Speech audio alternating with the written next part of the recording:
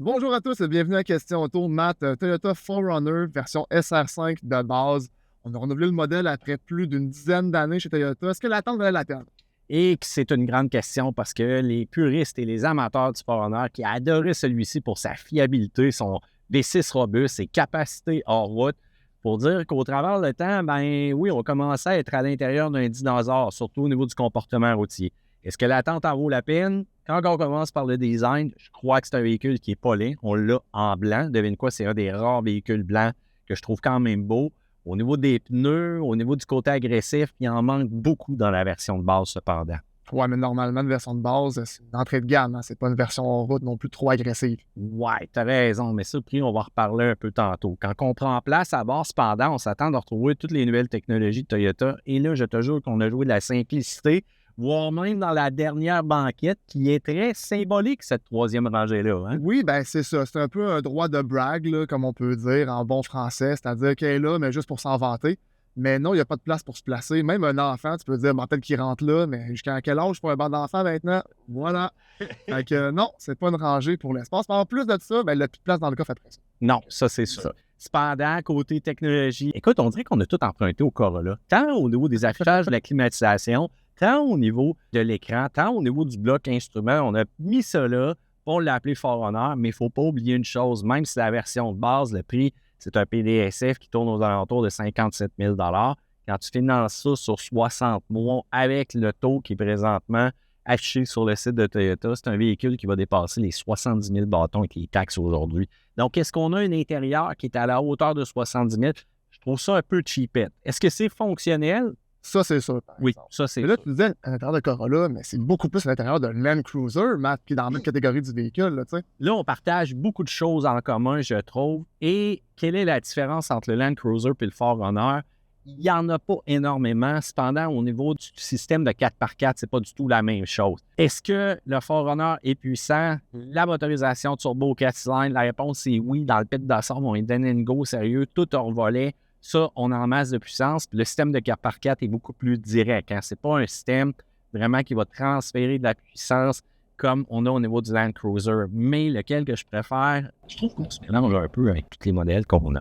Ben, effectivement. Si la route, tu le mentionnais, une chose importante, c'est qu'il n'y avait pas d'odeur non plus. Matt. Vraiment, certains véhicules, qu'on monte dans le sable, ça sent en tabaslac, pas celui-là. Non. Donc ça, c'est un bon point. Et il a mangé une go. Oui, effectivement. Puis les capacités, tu sais, le dédattement de la suspension, regarde-moi ça là, sur le test diagonal, comment que t'es pas prêt à ça, autant toi que moi, je crois, là, mais ça respecte l'essence du 4Runner quand même. Totalement. Et le comportement routier en souffre un petit peu. Des mouvements de nez haut dans les airs, en bas. C'est grandement amélioré par rapport à l'ancien. L'ancien, bon, il était un peu moins confortable que celui-ci. Celui-ci, on a fait le travail en masse. Mais la chose qui vient tuer le fun au niveau du comportement routier, c'est les vibrations qui finissent plus. Tant au niveau de la motorisation, Voilà. des fois au niveau du volant, la transmission qui des fois donne des coups. On n'a pas grand mode non plus à jouer avec. Donc, je vais être franc avec toi. J'aimerais essayer une version un peu plus équipée pour voir si on a le même comportement avec différents pneus, différentes suspensions, mais surtout un côté un peu plus agressif, là.